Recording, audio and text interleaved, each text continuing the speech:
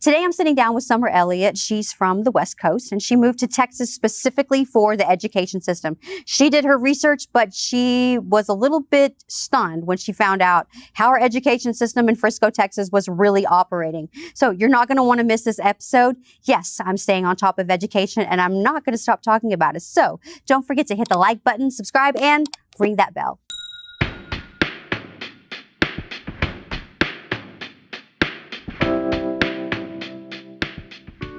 So you are a mom that is one of the, I'll say, millions who moved from the left coast to come to Texas. You did your homework on the educational system, so I have to give you smack. No, I was a liberal when I moved here, and Texas changed me. So see, and that's a story I don't normally hear, because your story, what I hear, well, I'm not from California, but I lived there, so there's a big difference. But I have to give you smack for that. But your story is different. You wanted a different education for your children. So yes. You did your homework and you did your research. I have not heard a story like this since I moved back. I typically hear people are fleeing high taxes, the typical stuff that people leave the states for. But you have a very unique story when it comes to how y'all ended up California, then to Washington. Washington was the straw that broke the camel's back. Yes, and then it was. You came here. Yep.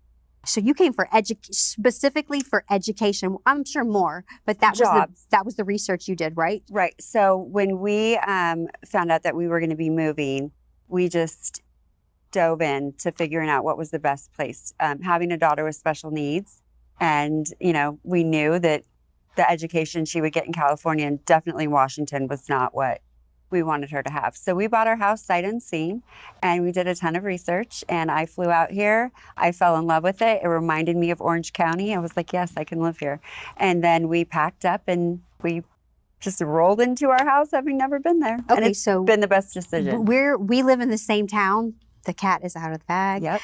Frisco, Texas. We're neighbors. So we're actually talking about my home and your home now, which is, I never thought, honestly, I would be talking about Frisco, if you want me to be honest, considering the growth that's taking place and everything that we have there. It's one of the fastest growing cities in the United States of America. And you found something that was interesting when you started looking into the educational system. Mm-hmm. So 2020 happened. We all know as moms how that went down. And I think it was the best thing that could have happened as far as waking up parents to what's really going on in the education world with our children, what they are learning and what they're not learning. And just it basically just made me want to figure out some things. Having a daughter in special ed, there were a lot of things that were done wrong when it came to the pandemic. And children are so far behind, and I just wanted to figure out, how did they put all of this together so quickly?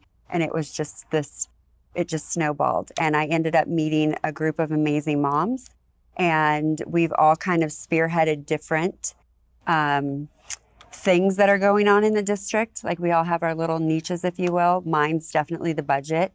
And what we're doing with like social emotional learning. And I have a good group of friends that are tackling the books. And so it's kind of just been this crusade of concerned parents that we just saw a huge shift in the way our kids were learning, and not in a good way. You just mentioned social emotional learning. I've never heard of that before. Even in California, I didn't hear it yet. I hear them refer to it as SEL, but I've never heard. I didn't know what it was about. Now, the one thing that I heard parents yelling about and talking to school boards about was critical race theory. Mm-hmm. So I always like to say that it's a word game. They like to change the words. They like to switch the words around to make it not sound like it's something that could not be beneficial for the student, or the parents are not aware of what it means. Or they make it sound like it is beneficial. That's true. That's true. Or they make it sound like the parents are ignorant. Yep. And the teachers, of course, know what's going on. Social emotional learning is something that a lot of parents in the state of Texas are not aware of, the curriculum that is being pushed. Or I would say it's social justice. It's hard to wrap everything around this, because some people call it's just another name for critical race theory, but you recognized it here with your child's education. Oh, it's rampant. And if you ask any teacher, so that's one thing that I have been very fortunate in is, I talk to a lot of teachers and I have a lot of friends who are teachers. And that is a huge red flag for them, is this social emotional learning. One of the teachers said that he had to literally stop his entire class because one child was having an outbreak, just like, going off, 3rd grade. And they have to reel them in, and they have like these tactics that they're supposed to use. And, basically it's okay that Johnny is sad. Why is Johnny sad? Everybody needs to come together and we'll sit on the floor and figure out why is Johnny sad. Instead of being like, you know what? Johnny is just not getting his way and we're not going to disrupt the entire class, set us back. And so all of a sudden these teachers are now given this whole new thing that is this like a new way of tolerance? Oh, well, I think it's worse than that. Worse than tolerance? I think it's just from the research that I've done on it. Yes, it's tolerance, but it's also just everybody needs to feel accepted. Everybody's emotions and feelings are real. And then they're basically merging that with education. So it's so strange to me that there are people that actually are okay with this, because it's really not giving our children tools to handle their feelings and emotions and, engaging with other kids. It's just all about, oh, you can have a big pity party. And what concerns me about this is because if you have children that have outbursts, not just outbursts, but possibly violent outbursts, the way that they're going to handle that child has to be different than the way they handle a child that, let's just say, is shy or is struggling in math and doesn't know how to do an equation. They're going to handle the children the same way, which really they're using these children as examples, depending on whatever emotion they're feeling for the moment. It sounds like that they're kind of wrapping that all up into one type of emotion. They're all teaching them how to deal with the same way, rather than, like you said, Johnny doesn't want this. Johnny, let's talk through it. Let's deal with it. Let's talk about it. Let's apologize to the other person, rather than like a participation trophy. Yeah, well, that's what it is. And I also think that, we have gone so far from core fundamentals in education. And again, I am not a teacher. I just love and appreciate them. So I listen to them. But, this is, again, it's another way of also bringing in that, not everybody's families are the same and people are going through things, all the things that we know. But, to a first, second, third grader, right. It's just so above and beyond. And it is also a way that they're backdooring, if you will, critical race theory. And they're using, the victimism, and that, everyone's a victim of something, right. Especially children who, maybe aren't as good in math. And it's snowballing, and it is not going to end well. We are going to have a generation of children that do not know how to handle conflict, that think that they are right about everything, that every emotion is validated, and there's just no discipline or structure. I think we already have that in place right now. I think we do. Okay, so you just mentioned talking about education, like traditional education, Lucy Calkins methods. I had to ask what method. I didn't have any sort of methods growing up. It was you learn how to read, you learn how to write, and you just advance in different grades. This is a new method that is being taught. Is this new? No. Is this new to Texas? And how long? I don't know anything about this sort of method, but they're starting. One thing I do know, which really concerns me, is they're starting with kindergartners. Mm-hmm. Well, they've changed. So, like when we were in school, how we learned to read and to write and all of that. It was all done with traditional, yes, phonics, right. And they're completely taking that away. And again, they're saying that these subjects, if you will, are racist.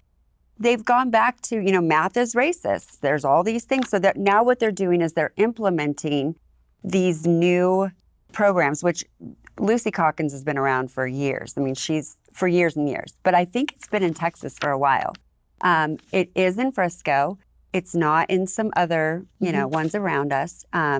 But it is, and it's very woke, and it's very, it's just, kids are suffering. And if you talk to teachers about it and you look, I mean, kids are not reading in 3rd grade anymore. They're just not able to read. What is going on? I talked to a lady recently, and her 3rd grader was not reading at all in school, and said, it's got to stop at this point, because this shouldn't happen in Texas anyways, because we have one of the best educational systems, especially in Frisco. I mean, people are moving from all over the United States to come to our city. And this is what we're finding, that children are not able to read.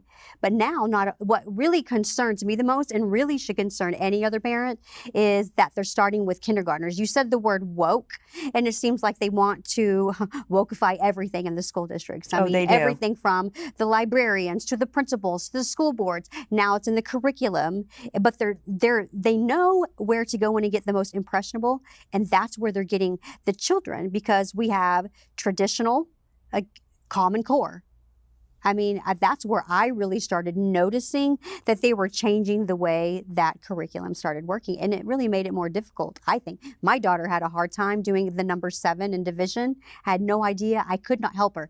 That's another thing that I can't help my children. So if they change everything, they're slowly removing the parent from the equation. I think you just to where the children are relying on the teacher. Just like, bing, light bulb moment. And that's what's really frustrating for us as parents. I mean, we have been called horrible things. We have been kicked out of meetings. I mean, they have cops lined up now just to kind of intimidate us parents for speaking up. And that is actually making us, speak up louder and try and get more parents to get involved and realize, because they have slowly been pushing us out. Kids don't even have homework anymore. Okay, can we just talk about that for a sec? Like, I really wish that would have been how it was when I was in school. Right. I mean, everything is going digital. So they want kids to basically, every test, every book, all be done on a computer. Why is that? That doesn't give us access to not only know the information that's being taught, but also, like you said, to help our kids at home. My daughter doesn't write cursive because they don't teach cursive. I mean, they didn't teach cursive at all. So she has no idea how to. They ask, would you please sign your signature? I mean, she's 15 years old, so she has to sign everything. She's like, I don't even know how to write my own name because I was never taught. Well, they're dumbing us down. They're dumbing these children down. And, it's so hard because as a parent, so as you know, I have 2 sets of twins. Right. So I have been in the school district or ISDs since 2003. I've not had a break. I went from college straight back to kindergarten. And I have seen this huge shift and change, and not just in the curriculum, but, pushing us parents. It used to be that they were begging for parents to be in the school, begging for moms to help out. We can't even get in anymore. Like, I joined the PTA just so I can be involved more, which I highly recommend every mom do. Do you think that they're using, because we've seen this in other cities where they actually have a police force, do you think that they're using COVID as if they don't want the parents in, or wait, do you think they're using COVID as an excuse for the parents not to come in? Or is it the louder you guys get, then the more they're going to not allow y'all into the schools anymore? Both. I think it's both. I think that COVID has just been an incredible, it has been used to their advantage in all of this, and it's really sad. But libraries, I mean, it's interesting. Prior to 2020, I worked every Wednesday in the library. They will not let us back in, and now we know why. The one question that I have asked a lot of my friends, parents, is I want to know where the infiltration is starting to come from. I think the libraries, well, first the mask got parents really involved. They got them out there talking and speaking up. And then we really started to see the dirty side of the school boards, superintendents. And then they started getting into the libraries and in the books. Mm-hmm. So to me, this was like, I don't even have the words to even say it. It's almost like they snuck these books in to the libraries, and that is where I see like the secret enemies coming in, and that's where I started seeing some of the infiltration. Do you think they're infiltrating through these into the schools, not just with the school boards. We know that they're on a mission. They're on a mission to overtake the school boards. They're on a mission to overtake the mayors. Sadly, it's become so political. It's out of control. But when they have our focus over here on the teachers and the curriculum, they're sliding books into the libraries that are just full on pornography. And you guys, you're finding that here? Oh, well, I even wrote this down. When porn is being trafficked, if you will, or solicited to minors under the guise of equity or the queer ideology, there is something that just triggers me in a way that I can't explain. And these books are disgusting. It is, if you were to try to get this book in a public library, you would have to be 18 and up. Yet they are just, I mean, it's like candy it's insane. And they're not hiding it. In fact, we have been aggressively and actively fighting these books for about a year. And the process that we've had to go through just to get information on these books. And then it's a whole, they have a whole thing that you have to go through in order to dispute a book. And then, you get a letter back stating why they approve of the book. But I believe that they are using this new queer LGBTQIA community to be the face of what they're really doing. And I think it's grooming. And I think it's probably one of the most disturbing things I've seen. And I'll tell you this, we had tried to read an excerpt from one of the books and we were stopped by the board because it was so pornographic and so detailed and disgusting. The thought of my children being, even having the access to this blows my mind. Like, when did we really get here? And why are parents, because I'll be honest, there are a lot of parents fighting us on these books. But there's a lot of teachers. There's a lot of teachers that are fighting to keep the books in there because they said that the children need it. This is something that that child needs. And you talk about social emotional learning. I mean, we have librarians having meltdowns over what the parents are doing that are happening, and it's happening in the high schools in Frisco. The breakdowns are happening on even on a higher level. It's just almost, we have people that are just not, I don't know what has happened over the past 5 years. It seems like this has all gotten worse over the past 4 to 5 years. It started with Obama. That's when it really started. If you go and you look back, like when we had a shift in education, it 100% was under. Okay, so you were Obama's supporter, so you know a lot more about that. I do. I know a lot about that. And I think if you just kind of, obviously we've had issues in public school system for years, but there has definitely been a huge shift over the last 8 to, present day, 8 years now. And it's only going to get worse if we continue to allow it. And, one thing also with regard to the books is, parents need to start posting these things. This needs to be called to the carpet. We get censored. I've had 3 Twitter accounts taken down. Whenever I start to talk about certain subjects, it's like clockwork. Right. So, we kind of started this organization of moms, and we're all over Texas, as know, with Jackie and stuff. But we are just trying to make parents aware, because I truly believe, especially in the community where I am, that is a very Indian populated community, they are not okay with this. And they're just now starting to figure out that their kids in high school have access to these things. And again, if you say anything, just get ready, because you're, you're a terrorist, you're a racist, you are homophobic, I am, They put all the talking points that the media calls people. Oh, absolutely. And they run with it. And then they try to threaten you, and they try to make you feel like you're the bad person when you're not. And, I get, and I want to really emphasize this, I get that there are kids that are not the same, if you will. My daughter is, special needs.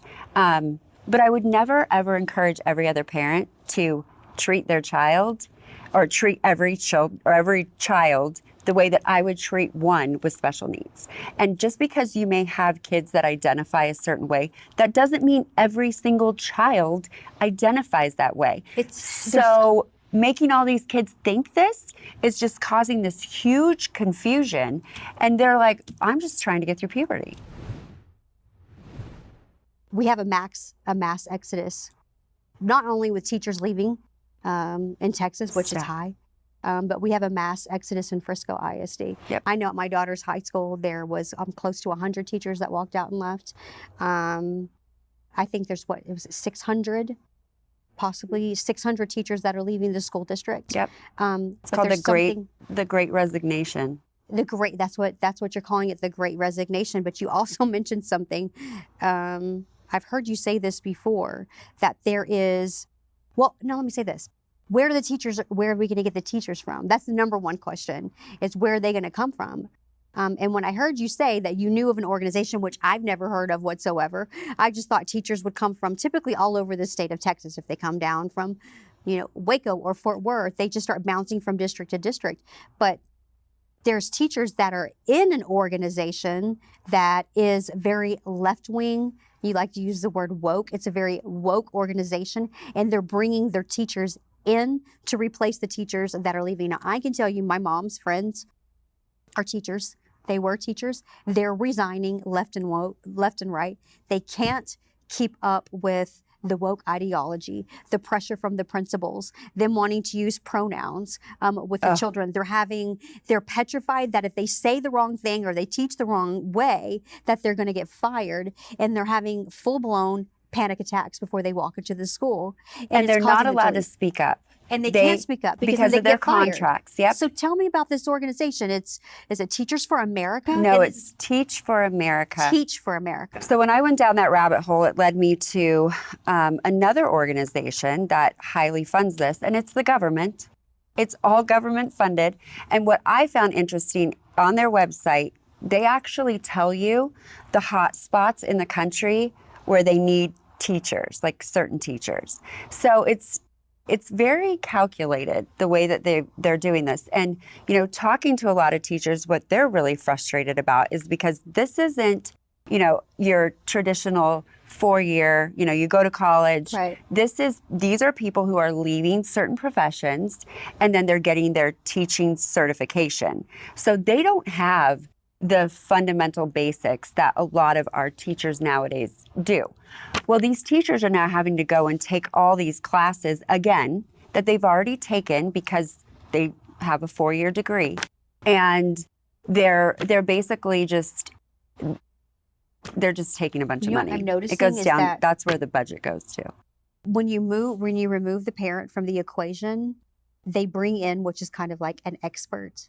Oh, so there's an expert for everything. The teachers. They are. They're training the teachers up to use the correct verbiage with the children, to make, like we talked about, the parents don't understand. They're making the teachers the expert in every aspect, from what I see, of their life, especially when social, emotional, and all of their learning, questioning their identity. They have the correct verbiage, pronouns. Pride. So pride, using all of this type of stuff, to where as the parents are not able to really come in and support the child like they need because they're doing that. Well, they're using these organizations to train these up. So really, they're training experts up. Activists. That's true. They're more activists than anything, because I keep wondering, are the unions involved with this organization? Because even though they've said Texas does not have unions, I still truly, truly believe with all my heart that we have the unions that are coming in and they're posing as teachers. I just have that gut feeling that is what they're doing. Because if you notice, when you look at all these crazy teachers doing their TikTok videos, they're saying the same thing. Yep. They're using the same verbiage. And then when you talk to these teenagers, the teenagers are saying the same thing, or they're using the same verbiage. It's just like the other day, some teens were saying, don't say the word counseling, you have to say the word therapy. And that was learned at school. And then I had MTV on the other day and I saw therapy is not a bad word. I'm thinking, oh my goodness, this is going completely full circle. Allies, that's a key word. Are you an ally, for the gay community? I was with my daughters and I was cracking up because they were like, yeah, we're going to get ally shirts, Mom. I'm like, okay. I mean, you have to announce it to everybody. Like, no, you just be a good person and you love people. And, you know, one thing that teachers have, that I've heard them say, and why they're leaving the schools is, A, they're not being heard. The administration's a joke, but they're not able to teach. They went into this because they actually, that's their gift. Right. Like, they were given that ability. And that ability is being completely stripped of them because maybe some kids, you know, they don't learn like that, or somebody gets their feelings hurt. And, you know, we have to realize these are kids. We are not, you know, like houses in our community and they all look the same, just have, you know, maybe a different color. Like, we are so unique and different, and we are trying to teach children that they all need to be the same. They all learn the same. They feel the same. And it's so sad. And teachers their hands are tied. And it's really scary to know that we are losing amazing teachers with the God-given gift to teach, because, you know, now it's teaching to test standards and all that stuff. So it's kind of a joke at this point, but I mean, we're going to see it in the next 10 to 15 years when it comes to, you know, what jobs that these kids are actually being able to get and what they're doing with their lives, because they're just showing a decrease in all of the numbers with testing and all that. It's really wild. I think in politics, we hear the word follow the money. I think you want to get to the root of anything, you say follow the money. But when it comes to school districts, you have to really follow the budget, which is following the money. And you did. You actually started, because your child that has disabilities, you wanted to start looking into things because you started noticing that your daughter they weren't able to provide. Our school district, we live in I don't know how do you say this? We live in a very, it's a very wealthy city. It is a very wealthy city. So when you hear that children are not able to have supplies or things for their needs, because I guarantee you they're putting so many millions of dollars towards the woke ideology, for all of this other stuff, the curriculum in schools, all of these things for kids, that to hear that your child can't get the necessities with our school district, it does not make sense to me whatsoever. One of the fastest growing cities in the world. We have the Dallas Cowboys in our backyard. We have, you know, the Frisco Rough Riders. We have the Dallas Stars, and now we're building the PGA golf course with the PGA Omni Resort. And to me, there's zero excuse to live in a city like this, where people are not just moving from other states, but people are moving from other countries. Absolutely. Especially in Frisco, we have a huge rise of people from India coming to Frisco. Because why? Because of educational system. And now they're starting to get angry because they're finding out what's going on. But there's no excuse to have all this money, and they're bringing in, and they have the money and they have the luxuries. Now, I'm not an expert in how it plays into the state of Texas giving schools money or anything like that, but there's no excuse for this to happen whatsoever when every corner is something new, something lavish, or go here, that we have everything in our backyard. We have luxury in our backyard, but our kids are being neglected. That to me doesn't make sense whatsoever at all. Well, it started, like I said, in 2020 when I realized that my daughter wasn't getting the services that that's in her IEP, like what we all agreed on that she needed with her team. I thought that was really strange. So I started doing my own little, you know, just investigation into their budget. I get an email. This is the best. This was just last year. And it was from my daughter's teachers asking for Lysol wipes. And I thought, wait, what are you talking about? They were out of Lysol wipes. The school was not providing our teacher with a resource whenever they needed it of stuff for their classrooms to clean them. After everything we just went through just to get our kids back in school because of masks and all that. And now you're trying to tell me we don't have Lysol wipes? Wait. But we bought a $57,000 sound system for our auditorium. Okay, this is interesting because I could have sworn they said they were using a new technology that was spraying everything in the hallways, in the school, and the desk. So especially because of COVID. So I guess they were not, maybe that was just high schools. I don't know. It probably was high schools. And I get it. But I mean, you don't have Lysol wipes? And I had no problem taking Lysol wipes. But it was more of, okay, wait a second. I know how much money our annual budget is. Frisco, has a lot. Yesterday, we just signed, our board had a meeting, and $500,000 for our curriculum for the next year. And so we have a lot of money. It is just being wasted. And it's being wasted on things like furniture and, ads. They're using stuff for Facebook ads. Like, it's kind of crazy what they're spending their money on. And nobody is able to get anything from them. You have to, do a FOIA request, the Information Act thing. Like, there's so many steps and hoops that you have to go through just to get this information as a parent.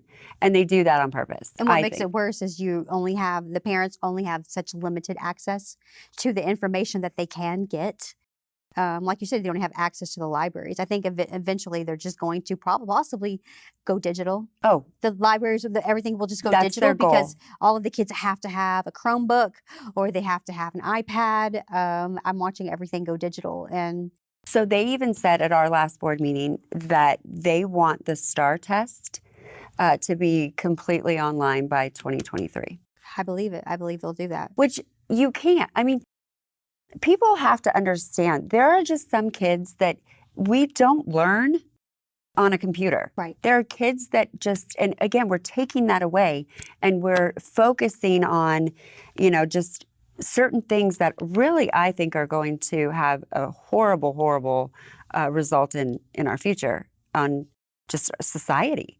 But kids are not learning how to problem solve and to be able to figure things out for themselves. I mean, I don't know. They listen to headphones, like they have things read to them. And it just blows me away that, they're getting away with this without people at least fighting back a little bit more. Right. But I just think parents aren't really as aware. We just don't really know. I don't think parents are aware at all. They're still not aware. I mean, I had to find out my daughter has a new way of learning this year. It's hard for me to even talk about it. I don't understand it. No homework. It's not going to be, they're going to do everything like with their hands. It's going to be project-based. It's called that's what it is. Oh, yes. Project-based learning. It's a whole new way of learning. And what's interesting is her school is going to be the test school. So she's going to be like a test subject to see if project-based learning is going to be beneficial for Texas. Now, granted, it's going to be a beautiful, brand new high school that looks like a university and a college, but it's project-based and it's interesting. But do those things matter? I mean, I get it's nice to have a fancy building. Right. But if what's going on inside that building is breaking down the child and not honestly giving a child what it needs. And Frisco's slogan is every child, every need. Know every child, know every name, know every need. Yeah. Well, that's funny because there are kids that need, to learn with books. They need to figure things out differently. And that is not accepted right now. I mean, they're just. So what would you say to other parents? You've jumped in. Some parents, I think, are nervous. Some parents are not bold to step up and speak out about what's happening. And some don't even know really where to start. I think for a lot, it started with mask mandates and then COVID. They were able to hear what their teachers were saying, through the internet and listening. That gave them like a bird's eye view of what's happening. Your advice to parents, where do they even begin? What do they need to look for? Let me just leave it that way. Well, I do appreciate the internet. I use it as a tool to do a lot of research, and I find out who the teachers are, and I just start looking, and I just find out, okay, because I believe that, a lot of the ideologies or the fundamental things that people nowadays, politically especially, believe at home, they bring into a classroom. So I just do my research on them. I want to know, we have a right to know, what are their scores? Where are they? Are they fit to teach our children? And then I also would say, start going to your school board meetings. They're not fun, but they actually kind of are now. Now it's become like a soap opera.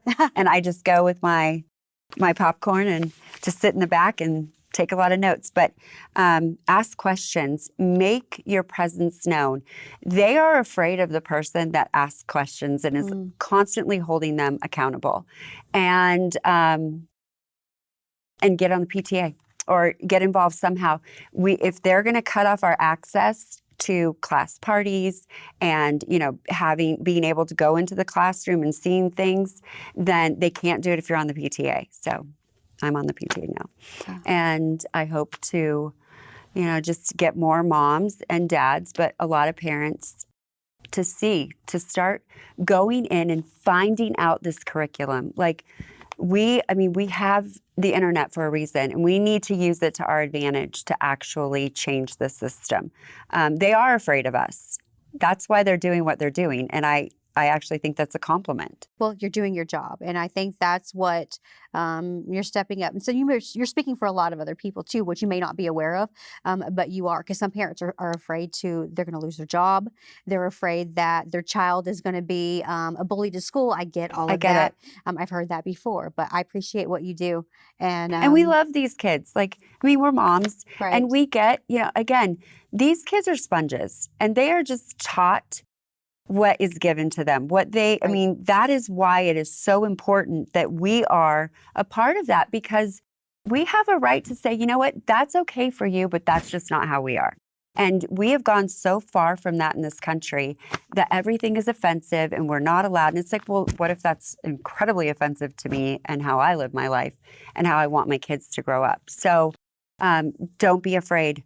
Use your voice, because where there is one, there is another, and nothing changes if nothing changes. So we can sit here and pretend it's going to change if we do it. Right. Just, you're right. No, we have to be the change. Nope. You're right. You have to be the change. And I think we all have to be the change, and we all have to do it together.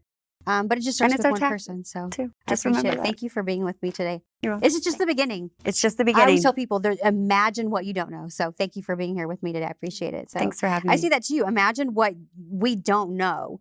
And you're going to hear a lot about education from me. Over the next few weeks, who knows? I'm not going to let up on this topic, because if I let up on this topic, then I'm giving in to what they want. They don't want us to talk about what we discussed today. They don't want us to highlight what's happening in the Dallas-Fort Worth Metroplex. They don't want us to talk about what's happening in the Houston area. I'm going to talk about in the Houston area, because for the people that say it could never happen in my city, let me tell you, it's happening in my city. And I thought it could never happen in my city. I don't live in a liberal city at all. Maybe a little bit more moderate, but I'm still in a red area. So I'm going to stay on top of this. I'm going to keep sitting down and talking to parents about this until there's really nothing to talk about, which I don't think that's going to happen. So thank you guys for being with me, and I will see you down the road. So our marketing team tells us that everybody loves videos of cats. Not everyone. Well, maybe not everyone. But if you love cat videos, if you love liberty, and if you love getting your most trusted political news from anywhere in the state, we're inviting you to subscribe to Texas Scorecard. Now, you might not actually see any videos of cats in our content, but you will see videos that help you stay informed and up to date on the most recent shenanigans from the litter box Capitol down in Austin. So subscribe to our YouTube channel today, click the bell, and become an informed citizen.